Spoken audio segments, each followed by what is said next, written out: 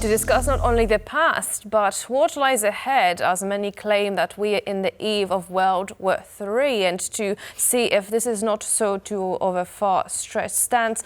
Joining us is Professor Marek Wierzbicki from John Paul II Catholic University of Lublin. Hello, Professor, and welcome to TVP World. Good morning. So now, as we are celebrating Victory Day yesterday, and some of the countries do celebrate it today, in fact. Now, World War II was a cataclysmic event that we can safely say that reshaped the world, and finally, when it came to an end in 1945, it was a moment of collective relief and jubilation. But how do you feel like it impacted Europe, and do you think that we can say that it unified Europe in a way? Yes, it is true, because the Second World War was the largest military conflict in the history of mankind, and it consumed about 16 million deaths, human beings, and unimaginable material destruction, and all this contributed to a different approach to the international relations after the end of the Second World War. On the one hand, the world was divided again, this time between the Western and Eastern blocs. The Western one was led by the USA, whereas the Eastern bloc was led by the Soviet Union. But Western Europe decided to stop fighting and to start cooperating really seriously. And the end of the Second World War saw first realistic and honest projects of the international cooperation in Europe, especially between France and Germany. And the cooperation between those two countries started European integration. That was the most important process in Europe after the Second World War.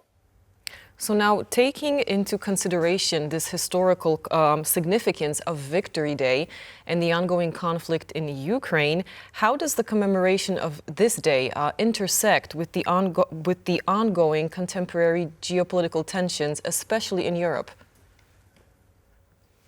First of all, the Second World War is a reminder telling us what we need to avoid in order to avoid the Third World War.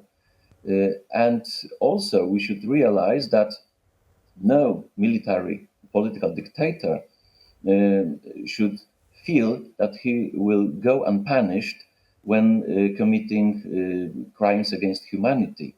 And this is well visible in Ukraine, and Putin's policy is an example of a policy that might lead to the outbreak of an international military conflict.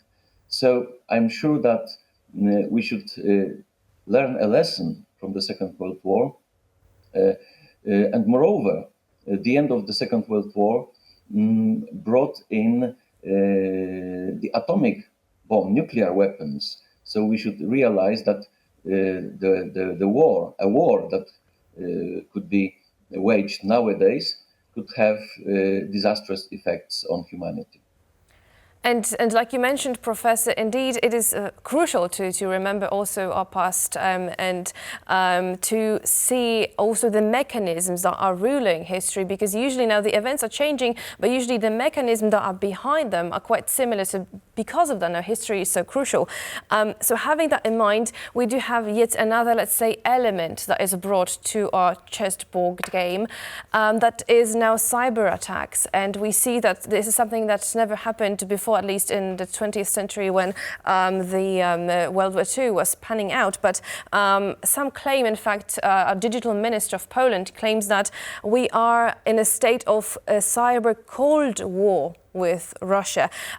So do you think that perhaps, to your mind, and of course with your expertise in history, do you think it might be a precursor to escalation, or is it now effectively managed without further conflict? How do you see it now in comparison to the conflicts that we witnessed in the past? First of all, we should realize that we are seeing similar mechanisms that can lead to the outbreak of an international military conflict, the Third World War. For example, before the start of the Second World War, that was the attitude of especially Western allies, Western countries such as France and Great Britain, that encouraged Hitler to carry on his aggressive policy and aggressive activity in the international arena. And also nowadays, we can see that the attitude of European countries, Western European countries, and other countries of the world towards Russia is not consequent, not tough, and very often those countries are ready to seek a compromise with Russia, not realizing that Russia is a different kind of state. It's an empire that has always developed at the cost of neighboring nations and states. So appeasing Putin nowadays resembles appeasing Hitler before the beginning of the Second World War. That is a dangerous